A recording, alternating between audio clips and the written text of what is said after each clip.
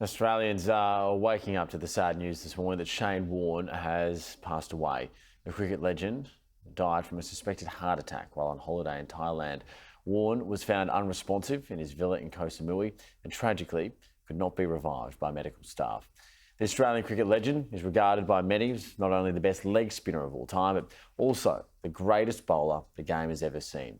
Warne was just 52 years old. Shane Warne retired as the greatest leg spinner the game had ever seen. But his career began with a splutter rather than a spark. Nobody who watched his 1992 Test debut against India would have thought they were seeing the start of anything special. Just 1 wicket and smashed for 150 runs. The tubby, mulleted blonde quickly found himself out of the Australian team. Warne, who wanted to play Aussie rules rather than cricket growing up, had to work his way back. Some good performances the following summer put him on the plane to England for the 1993 Ashes, and that's where everything changed. First ball, now what's happened? Like Gatting's doing there. The bail is on. He's bowled him. Gatting can't believe it. His first ball ever in Ashes cricket, widely regarded as the greatest ball ever bowled. I can understand Mike Gatting being disbelieving. At the time, you just thought, oh, it was a good delivery. Look, oh, right, who's in next? And it just sort of grown. And you know, I think it was one of the first years we had those big screens at the ground. So after a wicket, we'd all look up, and I said, geez, that's pretty good. From there, Warne dazzled with a genius never before seen. There'd been leg spinners before, good ones too, but none who had the control of Warne, the cricketing smarts to set up any batsman in the world, and the sheer brilliance to pull it off. He's bowled him around the legs once again. That's Shane Warne's best bowling in Test cricket. I think when you watch me play, you could just see that I never ever gave up. I just always thought we could win. And I was very driven. The myth of Warne would grow. The wrong-uns, the flippers, the sliders, the top spinners. An assortment of deliveries that would make the world's best batsmen look like club cricketers. In 1994, he became the 9th Australian to take a Test match hat-trick.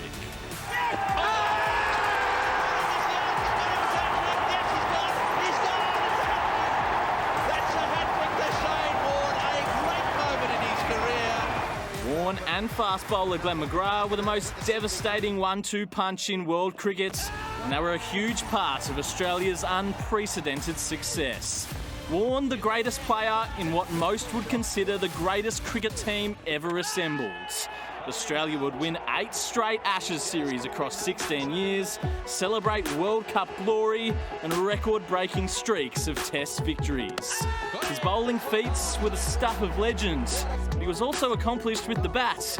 Warne has the most runs in Test history for anyone without a century. In 2001, he fell just 1 run short. There's a man out there who's getting under it, and he's got it.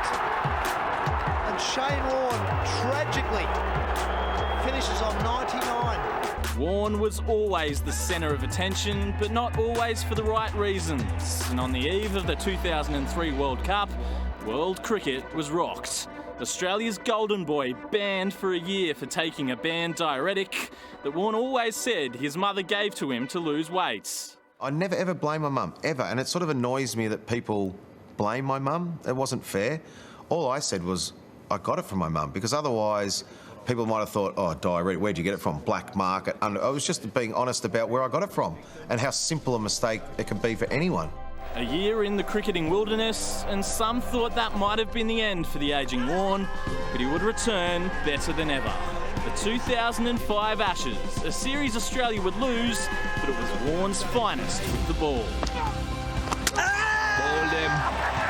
That's brilliant from Shane Warne. He does it again. A staggering 40 wickets from the 5 tests. His wizardry equally astonishing for those watching and those trying to play him. Bowled him! How about that? Absolutely brilliant from Shane Warne. He can bring things out of nowhere. Leaving the Oval for the last time, Warne was serenaded by the normally abrasive enemy crowd with chants of "Oh, how we wish you were English." Even the old enemy knew they were witness to greatness. The 06-07 Ashes would be the final send-off for Australia's greatest ever bowler, after spinning Australia to the most unlikely of victories on day 5 of the now dubbed Amazing Adelaide Test. He announced the series would be his last. That meant one last Boxing Day Test in front of his adoring home crowd. He went to the MCG on 699 wickets. No man had ever reached 700. Got him! There it is! Wicket number 700! And they can't catch him! And with one last farewell at the SCG, Warne, along with McGrath and Justin Langer, ended a 15-year international career as the most decorated bowler the world had ever seen. But the on-field deeds would only tell half the Shane Warne story.